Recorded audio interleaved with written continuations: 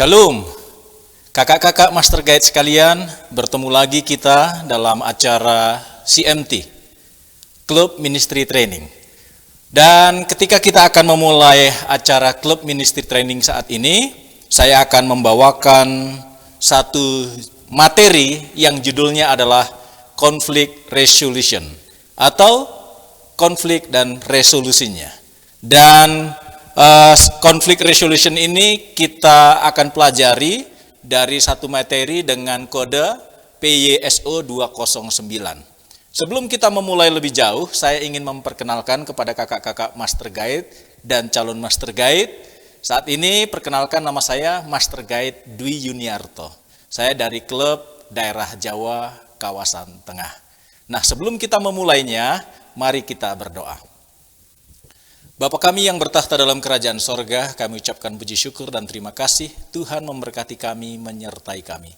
Saat ini kami akan memulai kelas Club Ministry Training atau CMT, dan kami akan mempelajari satu materi Conflict Resolution. Tuhan, kiranya Engkau memberkati supaya Engkau urapi kami dengan kuasa Roh Kudus-Mu, dan kiranya Engkau memberi pengertian kepada kami. Kami pasrahkan semuanya hanya ke dalam tangan-Mu, di dalam nama Tuhan Yesus kami berdoa dan mengucap syukur. Amin. Rekan-rekan Master Guide, kakak-kakak calon Master Guide semuanya, dalam hidup ini tidak ada manusia yang tidak punya konflik. Tidak ada manusia yang tidak punya masalah dalam kehidupan. Semuanya punya problem, semua punya konflik. Bahkan konflik itu bisa terjadi antara orang tua dengan anak, antara kakak Master Guide dengan peserta didiknya, para pathfindering, dan juga konflik ini bisa menjalar ke hal-hal yang lebih jauh. Itulah sebabnya kita akan mempelajari bagaimana kita mengatasi konflik tersebut. Nah, kakak-kakak Master Guide sekalian, inilah resource atau materi yang kita bisa pelajari. Kakak-kakak bisa mendownloadnya. Ini tersedia di layanan Pemuda Advent General Conference. Jadi untuk materi yang saya ambil atau resource-nya itu saya ambil dari buku Adventurer Club Director Workshop Resource. Karena pada saat ini CMT yang kita lakukan adalah untuk Adventurer Club. Nah, yang kedua, materi yang saya akan sampaikan ini diambil dari buku Adventurer Leadership Growth Curriculum. Lalu di sana juga ada Conflict Resolution and Test. Lalu kita juga menggunakan Alkitab sebagai solusi di dalam menyelesaikan konflik. Jadi di sana ada contoh-contoh yang tertulis di dalam Alkitab. Lalu yang berikutnya saya menambahkan kalau kita mempelajari di kelas kepahaman dari Adventist Youth Honor Answer Book, dari ini masuk dalam kelas kepahaman ADRA yang judulnya adalah Conflict Resolution. Jadi kakak-kakak semuanya, inilah materi yang kita bisa buka dan kakak-kakak bisa mendownloadnya ya untuk lebih jelasnya. Saya hanya akan membuka wawasan kita pada CMT pada saat ini. Nah, deskripsinya dalam lokakarya ini, kakak-kakak semua diharapkan bisa mengidentifikasi tahapan konflik. Ya, jadi kita sebagai Master Guide, kita sebagai mungkin direktur klub di Adventurer Club di jemaat kita masing-masing, diharapkan kita ini bisa mengidentifikasi tahapan dari konflik, dan kita mempelajari cara mengelola pertemuan yang sulit ya di dalam kita menjalankan Adventurer Club kita di jemaat masing-masing. Ingat bahwa di jemaat masing-masing itu mempunyai kesulitan dan mempunyai konflik masing-masing, punya perbedaan karakter masing-masing. Kita hanya saat ini membantu membuka wawasan ya dari berbagai klub yang kita bisa pelajari dari kakak-kakak yang lain ketika menyampaikan materi seperti ini dalam judul yang berbeda, bahwa setiap klub mempunyai karakter masing-masing. Klub yang ada di Jawa Tengah mungkin tidak sama dengan yang ada di DKI Jakarta, di Jawa Barat, ataupun di Kalimantan Timur atau Jawa Timur. Dan itulah sebabnya kita hanya membuka wawasan dari materi ini dan kita bisa diskusikan satu dengan yang lain dan diambil yang paling cocok dengan jemaat. Karena kenapa? Di dalam mengelola klub adventurer ini kita bisa ada konflik. Konflik itu bisa terjadi antara kakak sebagai pembina atau sebagai direktur klub dengan para staf. Bisa juga konflik itu terjadi dengan orang tua. Bisa juga terjadi antara pembina, instruktur, ataupun kita sebagai direktur klub dengan anak-anak. Bagaimana kita berdiplomasi untuk menyelesaikan itu dengan kebijaksanaan, melalui tuntunan Tuhan, melalui firman Tuhan, dan kita mempunyai kredibilitas di dalam menyelesaikan itu. Itulah sebabnya dalam materi ini kita akan mencoba untuk mendiskusikannya, ya, dari beberapa hal yang kita bisa pelajari, kita bisa saling mengisi satu dengan yang lain di dalam diskusi-diskusi bila mana nanti kelas ini dilanjutkan dalam bentuk diskusi-diskusi untuk penanganan konflik. Siapa audiens peserta dalam mengikuti acara CMT ini? Sudah tentu calon master guide, karena sekarang ini adalah tuntutan untuk menjadi seorang master guide. Ya, kurikulum ke depan menganjurkan, bukan hanya menganjurkan, bahwa untuk tamat master guide, calon master guide wajib mengikuti, ya, mengikuti CMT. Basic, paling tidak dia basicnya, yang nantinya kalau bisa mau diteruskan untuk menjadi direktur bisa dilanjutkan di dalam program yang selanjutnya. Lalu siapa peserta yang berikutnya? Master Guide. Mungkin dulu waktu kita menjadi Master Guide, kita belum mengikuti program CMT ini, maka bisa diikutkan untuk mengikuti program CMT. Lalu direktur klub. Siapa tahu direktur klub juga, ya, yang baru terpilih di jemaat, itu belum juga mengikuti acara CMT ini, atau associate direktur bila mana di dalam klub itu dia mempunyai associate. Nah, inilah peserta yang bisa mengikuti acara ini. Baik, untuk selanjutnya kakak-kakak sekalian, apa sih tujuan untuk mempelajari materi konflik dan resolusinya ini? Kita tahu, sebagaimana yang saya katakan tadi, bahwa setiap orang itu ada masalah, ada problem, ada konflik yang dihadapi. Termasuk ketika gereja mempunyai program Adventurer Club, ya, mereka juga di dalam menjalankannya pasti ada konflik. Jadi tujuan dari materi konflik dan resolusinya ini adalah untuk memahami berbagai tahap konflik dan bagaimana untuk menanggapi situasi yang berbeda, dan untuk memahami pentingnya menyelesaikan konflik. Karena kita tahu, ya, biasanya kami para master guide yang sudah lama berkecimpung dengan orang-orang muda, ya, kami tahu bahwa di dalam menjalankan ini tidak mudah. Contoh, masalah waktu saja. Misalnya sesudah Sabat siang kita mengikuti acara Master Guide Club ataupun Adventurer Club, waktunya bisa berbenturan dengan departemen lain. Ada konflik di sana. Belum tentu juga orang tua mendukung anaknya di dalam gereja untuk mengikuti acara ini, sementara anaknya senang untuk ikut. Ada konflik juga di sana. Nah, bagaimana kita memahami dan bagaimana kita pentingnya untuk menyelesaikan konflik-konflik yang bisa terjadi di dalam jemaat ini.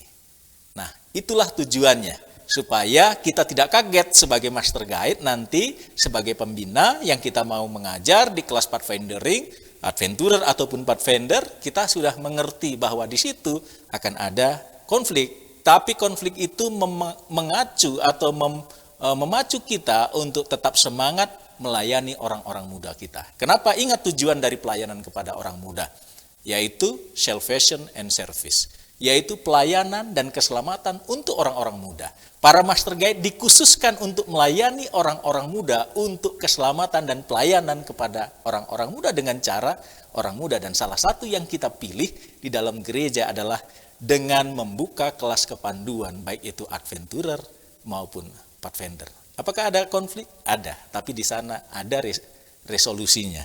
Ada solusinya untuk menyelesaikan konflik ini. Supaya kita mengerti dari awal bahwa ada konflik di situ, tetapi kita mencoba untuk bisa menyelesaikan karena kita punya satu tujuan, untuk keselamatan dan pelayanan kepada orang muda.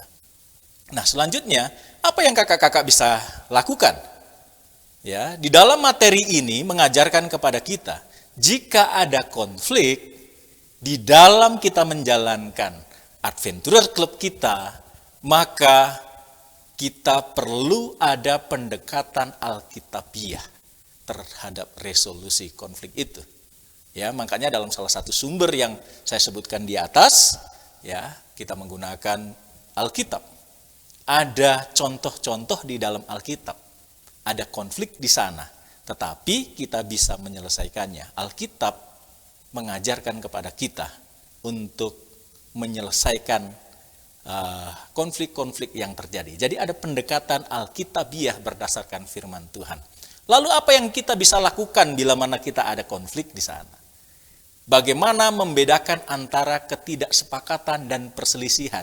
Ingat, kita dilahirkan mempunyai pemikiran yang berbeda-beda. Semua manusia itu tidak sama satu dengan yang lain. Ya, ada perbedaan di sana. Nah, di dalam perbedaan itu, ya, kita harus bisa mengidentifikasi apakah orang si A atau kakak pembina yang lain itu tidak sepakat dengan kita, dan ketidaksepakatan itu kita pilah lagi apakah itu menjadi perselisihan atau hanya sekedar perbedaan pendapat. Wajar ada perbedaan pendapat, tetapi jangan jadikan perbedaan pendapat itu menjadi perselisihan. Jadi kita pilah, kita bisa melakukan, kita pilah bahwa kakak pembina A itu tidak sepakat atau sudah mengarah kepada ini menjadi sebuah perselisihan. Ya, kita pilah di sana. Lalu yang kedua, apa yang kita bisa lakukan? Kita mengidentifikasi tanda-tanda dan tahapan konflik itu. Sampai sejauh mana konflik itu? Ya, apakah ini sifatnya ringan ataupun sulit untuk diselesaikan? Bagaimana cara menyelesaikannya? Itu yang kita bisa lakukan bila mana ada konflik. Ya.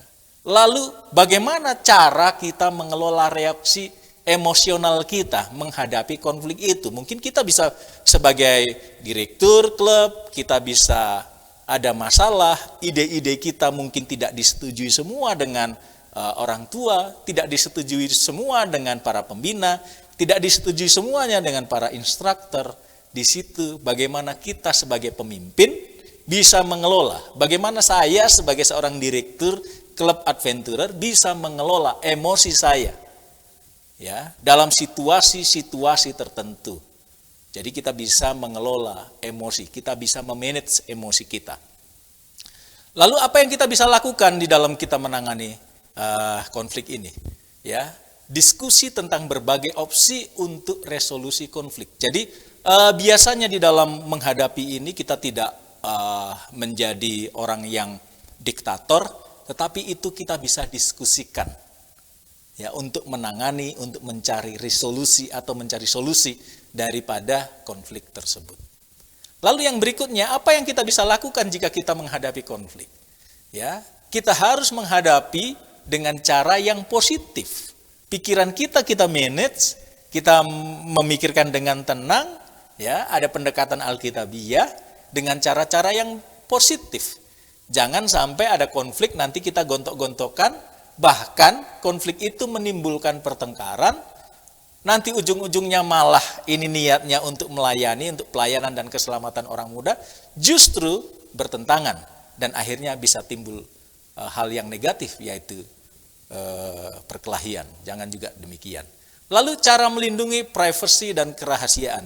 Dalam menangani konflik itu kita juga harus ingat pribadi seseorang, privasi seseorang, dan kita juga bisa menjaga kerahasiaannya. Kegiatan yang disarankan yaitu mendiskusikan ide-ide untuk menyelesaikan masalah dan bekerja sama dengan masing-masing. Ya, masalah dengan anak-anak, ada masalah dengan orang tua, ada masalah konflik antara kita dengan staf, antara staf dan orang tua, antara staf yang satu dengan staf yang lain, antara direktur dengan staf, antara orang tua dengan direktur. Jadi diskusikan baik-baik untuk mencari solusi. Jadi kita tidak bisa menyelesaikan itu dengan kita tinggal lari masalah itu atau kita tinggalkan masalah itu sedemikian rupa nanti biar selesai dengan selesai sendirinya. Tidak, mari kita mendiskusikannya. Jika ada problem, ada konflik, mari kita selesaikan. Lalu yang berikutnya, tentukan perbedaan. Kita bisa mengidentifikasi konflik itu dengan menentukan perbedaan. Apakah ini ketidaksepakatan atau ini sudah konflik?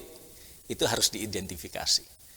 Lalu kita juga peserta mengidentifikasi apakah itu adalah ketidaksepakatan atau perselisihan. Jadi kita harus bisa memilahnya. Bahaslah dengan cara-cara yang pantas untuk menanggapi setiap situasi. Ingat, menyelesaikan ini dengan cara yang pantas, yang sopan, yang dianjurkan oleh firman Tuhan, oleh Alkitab. Jangan dengan cara-cara yang tidak pantas. Jika ada konflik, selesaikan dengan cara-cara yang pantas. Lalu diskusikan kekhawatiran mengenai privasi dan rahasia. Jadi kita punya batasan-batasan. Mana yang bisa kita selesaikan, yang kita bisa sampaikan di hadapan umum, mana yang sifatnya privasi, pribadi, dan itu sifatnya rahasia. Jangan sampai kita sebagai kakak-kakak master guide, ketika ada konflik yang dihadapi contoh dari peserta didik dengan orang tuanya, ketika diceritakan kepada kita justru menceritakan kepada orang lain. Kita tidak bisa menjaga privasi dan rahasia mereka. Ya, jadi saya menambahkan dari buku yang ada di Adra Aners mengenai resolusi dan konflik. Jadi di dalam buku itu kita mencoba untuk mengajak jika ada problema, jelaskan bagaimana Kristus mendorong orang-orang yang berkonflik dalam kisah-kisah Alkitab berikut. Tadi saya katakan bahwa kita menggunakan Alkitab, ya, kita menggunakan Alkitab untuk menyelesaikan konflik. Salah satu contoh konflik yang terjadi di dalam buku Yohanes pasal 8, ya, ayat 1 sampai ayat 11. Tentang perempuan yang terjebak dalam perzinahan. Saudara bisa bayangkan bagaimana malunya perempuan ini di hadapan umum, ditangkap rame-rame, lalu dituduh bahwa dia melakukan perzinahan, tapi laki-laki tidak ditangkap, hanya perempuan itu. Dan apa yang Yesus lakukan? Yesus tidak langsung menuduh, Yesus tidak langsung mempersalahkan, tapi dia menulis di tanah, barang siapa yang tidak berdosa, karena dia sudah tulis siapa yang berdosa di situ, ya, untuk melempari perempuan itu terlebih dahulu. Jadi artinya di sana ada tahapan-tahapan dan kita bisa mengerti bagaimana bila mana konflik itu terjadi dan umum mengetahuinya. Ya, kita memperoleh jawaban-jawaban dari Alkitab. Konflik itu bisa terjadi di dalam contoh di dalam Alkitab ketika murid-murid pada waktu itu berpikir siapa yang terbesar di dalam kerajaan sorga. Dalam pelayanan pathfindering ini jangan berpikir bahwa di dalam menjalankan klub ini, sayalah yang terbesar. Ya, saya yang paling penting.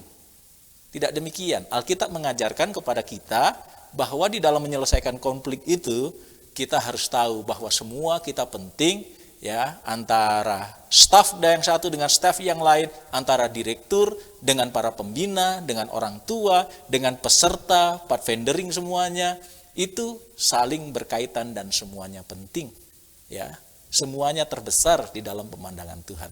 Nah, yang berikutnya, kalau kita membaca di dalam Alkitab, di dalam buku 1 Raja-Raja, kisah mengenai Salomo, ya, di sana perlu hikmat. Ketika ada 2 orang ibu memperebutkan anak, ya, yang satu anaknya meninggal, yang satu anaknya hidup, lalu Salomo disuruh menentukan ibu yang mana dari bayi yang hidup karena ini diperebutkan. Di sana perlu hikmat dari Tuhan. Jangan lupa kita perlu berdoa kepada Tuhan. Jadi resolusi di dalam konflik itu kita bisa belajar dari firman Tuhan dan kita perlu hikmat dari Tuhan untuk menyelesaikannya. Ya, kakak-kakak sekalian, keluarga saat ini bisa menghadapi berbagai situasi krisis dan beberapa hal yang orang mungkin tidak anggap sebagai krisis, bagi orang lain justru itu bisa menghancurkan keluarga itu. Jadi tujuan ini kita membuat daftar satu krisis yang umum yang terjadi di dalam klub kita. Jadi contoh bila mana ada terjadi kebakaran rumah, bagi orang yang lain mungkin ya sudahlah dibangun lagi. Tapi bagi rumah tangga tertentu itu krisis, itu konflik. Lalu kematian orang yang dicintai bisa menimbulkan konflik. Orang yang sangat dicintai apakah ayah atau ibu atau mungkin pembina yang dicintai, kita nggak mengharapkan langsung kita mati saat ini, tetapi itu bisa terjadi dan itu bisa menimbulkan krisis. Ya, kalau ada terjadi PHK kepada orang tua bisa krisis, ada hubungan di sana dengan anak-anak peserta didik kita.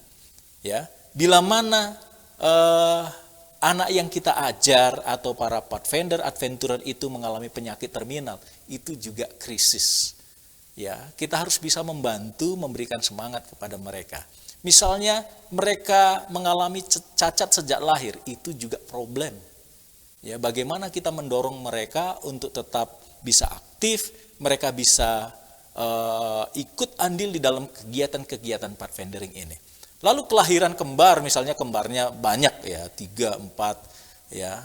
Bayangkan itu bisa membuat stres di dalam keluarga dan stres itu bisa dibawa ke gereja, stres itu bisa dibawa ke klub. Dan kita sebagai kakak pembina, sebagai master guide, sebagai direktur bisa membantu untuk menyelesaikan itu. Nah, bila mana ada kecelakaan atau mengalami cedera serius, ataupun bencana alam, itu bisa mengakibatkan krisis. Dan itulah yang kita bisa diskusikan dengan anak-anak yang mengalami krisis, dengan staf yang mengalami krisis, dengan orang lain yang mengalami krisis dari contoh-contoh tersebut. Nah, diskusikan konflik hubungan antara identitas, ras dan budaya yang dihadapi remaja di komunitas Anda hari ini. Jadi hubungan mereka dengan orang tua, budaya yang sangat berbeda. Ya, saya sebagai orang Jawa contohnya menghadapi problem yang datang kepada kita itu adalah orang-orang yang berbeda suku, beda komunitas, beda ras, beda budaya. Nah, di situ bisa didiskusikan antara satu dengan yang lain, bisa memberikan masukan, ingat dengan cara-cara yang baik.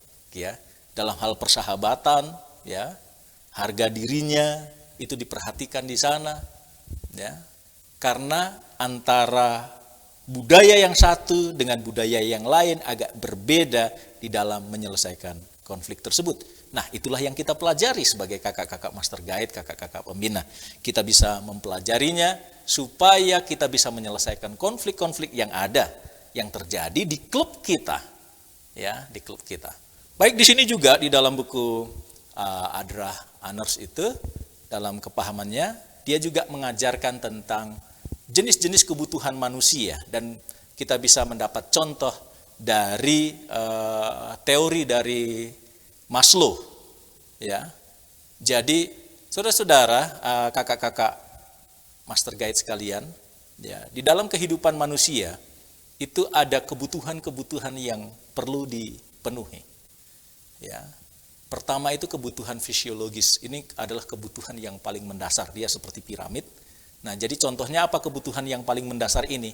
Makanan, minuman, tidur, pakaian, itulah yang harus dipenuhi. Kebutuhan yang paling dasar yang manusia butuhkan adalah mengenai makanan, minuman, tidur, dan pakaian. Kalau itu bisa terpenuhi, maka dia membutuhkan rasa aman. Ya, yang tadinya mungkin bagi golongan tertentu yang penting ada makanan, mereka tidur di kolong jembatan dan yang lain sebagainya, tidak masalah. Tetapi bila mana itu sudah terpenuhi dengan baik, semuanya mereka membutuhkan rasa aman. Ya, ada keamanan di sana, ada keteraturan, stabilitas, ya, rumah ada keteraturannya di sana. Jadi manusia membutuhkan rasa aman. Bila mana kebutuhan fisiologis, rasa aman ini terpenuhi, maka meningkat yang lebih tinggi, yaitu mengenai hubungan sosial. Di sana ada afeksi diri, relasi dengan keluarga, biasanya hubungan sosialnya, ya, satu dengan yang lain. Bila mana ini sudah tercapai, maka yang dibutuhkan oleh manusia yang berikutnya adalah penghargaan. Butuh dihargai untuk setiap pencapaian. Oh, pendidikan saya sudah sampai di sarjana, ya, status, lalu reputasi di sana. Jadi butuh penghargaan. Dan kebutuhan yang selanjutnya, bila mana semuanya itu sudah terpenuhi, di sana dibutuhkan aktualisasi diri. Jadi ada pengembangan diri, pemenuhan ideologi yang mau disampaikan, rasa ingin dihargai oleh orang lain. Inilah yang Maslow ajarkan, yang bisa mendasari bahwa kebutuhan-kebutuhan antara yang satu dengan yang lain itu berbeda. Pencapaian tingkat yang kebutuhan yang sudah dicapai itu berbeda. Dan kadang-kadang di situ bisa juga ada konflik antara yang satu dengan yang lain. Mungkin yang satu dari sisi pendidikannya berbeda dengan pendidikan staf yang lain, bisa ngomong tidak nyambung dan yang lain sebagainya, bisa menyebabkan konflik. Tapi kita belajar dari sini bahwa kita bisa, bila mana kita mengetahui antara yang satu dengan yang lain dan kita belajar dengan rendah hati, maka kita bisa saling menyelesaikan konflik satu dengan yang lain. Dan ingat, kita sebagai seorang master guide, sebagai kakak pembina, sebagai direktur, mendengarkanlah secara aktif. Apa itu mendengarkan aktif? Ya, berlatihlah mendengarkan secara aktif dan mendalam di konflik tersebut. Bila mana ada seorang anak peserta didik kita di Pathfindering, Adventurer dan Pathfinder yang datang kepada kita, dia menyampaikan masalahnya, dengarkan baik-baik. Jangan sebelum mendengar kita sudah potong-potong, kita sudah mempersalahkan, kita sudah menghakimi. Bila mana ada orang tua yang datang, yang ada konflik di dalam rumahnya, menceritakan kepada kita, berlatihlah untuk mendengar secara aktif dan pelajari secara mendalam. Ya, pelajari secara mendalam. Jadi itu yang kita harus lakukan, belajar untuk mendengar. Jangan hakimi, jangan mencoba untuk menyela, jangan mencoba untuk memotong, biarkan dia selesai menceritakan, baru kita memberikan solusi-solusi. Nah, konflik yang bisa muncul yang berkaitan dengan kegiatan adventurer di klub kita masing-masing. Kakak-kakak, ini bisa menjadi satu bahan evaluasi atau bahan diskusi bila mana kita melanjutkan kelas ini. Konflik pada waktu pendaftaran di kelas ini bisa terjadi. Ya, pada waktu kita buka kelas, tidak ada yang daftar, ada konflik di sana. Ya, kenapa nggak mendaftar? Rupanya tabrakan dengan departemen yang lain. Ya, ibunya nggak mau mengantar karena mengikut departemen yang lain, ada kegiatan setiap habis potluck siang. Ini juga bisa menimbulkan konflik. Ya, ada konflik juga pada waktu kelas. Ya, jadi pada waktu kelas tidak aktif, waktu penempatan tiba-tiba aktif. Ya, misalnya kita mau mengambil kelas 10 bulan, tiba-tiba dia hanya aktif di 2 bulan terakhir. Apakah dia ditamatkan atau tidak? Nah, konflik dengan masalah keuangan. Ya, kita mau membuat kegiatan tapi selalu tidak ada dukungan dana dari gereja, bisa konflik. Ya, ini yang kita bisa diskusikan. Konflik dengan orang tua yang memaksakan anaknya tamat. Padahal anaknya waktu disuruh mendaftar nggak daftar-daftar, tapi mendekati penamatan tiba-tiba dipaksakan anaknya supaya ikut penamatan. Dan masih banyak yang lain. Ya, jadi contoh hari Sabat ini ada kelas, Sabat depan nggak ada kelas, Sabat depannya ada kelas lagi, itu juga di sana bisa menimbulkan konflik. Ya, jadi kakak-kakak, master guide sekalian, ya inilah yang materi yang berhubungan dengan konflik yang bisa terjadi ketika kita mengikuti kelas Pathfindering, baik itu di Adventurer Club ataupun di Pathfinder Club. Ya, itu bisa terjadi, tetapi itu semuanya ada solusinya bila mana kita bisa duduk bersama, diskusikan sama-sama, menerima setiap perbedaan-perbedaan baik suku, budaya, pendidikan dan yang lain-lain berdasarkan firman Tuhan. Jadi demikian yang saya bisa sampaikan dalam materi conflict and resolution. Konflik dan resolusinya. Dan kiranya Tuhan memberkati, ingat bahwa ini hanya sekedar membuka wawasan kita. Saya yakin bahwa di setiap tempat kakak-kakak semua diberi hikmat dari Tuhan untuk menyelesaikan setiap konflik-konflik yang terjadi, ya, yang berbeda dengan cara yang berbeda berdasarkan hikmat dari Tuhan dan firman Tuhan. Kiranya Tuhan memberkati kita. Amin.